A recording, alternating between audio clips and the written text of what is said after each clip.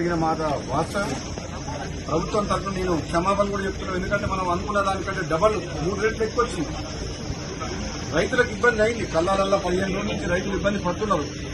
ఆ మాట వాస్తవం. అందుకని మేము కూడా చింతిస్తున్నాం అందరం. డెఫినెట్ గా రైతుల కోసం ఈ ప్రభుత్వం ఎప్పుడు కూడా రాత్రింబాలు కష్టపడి రైతులకు అన్ని రకాలుగా సపోర్ట్ గా ఉండాలన్న ఉద్దేశంతో పనిచేస్తుంది. కాబట్టి రాబోయే 10 రోజుల్లో కంప్లీట్ గా ధాన్యం సేకరణ కంప్లీట్ చేస్తామని చెప్పి నేను కూడా మాటిస్తున్నా.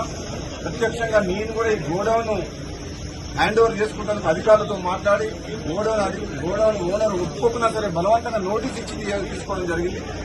ఇంకొక 1,00,000 టన్నులకు తిరుమలగిరి సూర్యాపేట మండలం అక్కడ ఒకటి ఉన్నది, అది కూడా తీసుకోమని చెప్పినప్పుడు అడిషనల్ కలెక్టర్ గారితో మాట్లాడినా.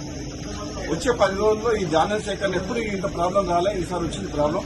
ఈసారి దిగుబడి ఎక్కువ రావడం వల్ల, కాబట్టి వివిధ కారణాల వల్ల ఆలస్యం అయింది.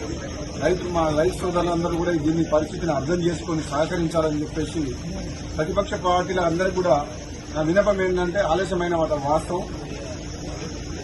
మీరు కూడా ప్రజల పక్షాన చాలా సందర్భాల్లో మీడియా ద్వారా కానీ రైతుల పక్షాన మీరందరూ కూడా మీ పాత్ర పోషించారు.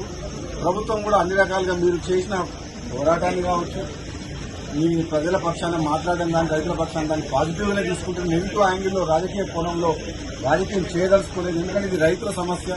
రైతులను కాపాడుకొని వాళ్లకు అండగా ఉండాల్సిన ప్రభుత్వం, ప్రతిపక్షాలు అన్ని పక్షాలు అన్ని పార్టీల వారు సహకరిస్తే నెక్స్ట్ 10 days లో కంప్లీట్ చేస్తామని చెప్పి నేను మీడియా ద్వారా రైతులకు ప్రజలందరికీ తెలియజేస్తున్నాను. Thank you.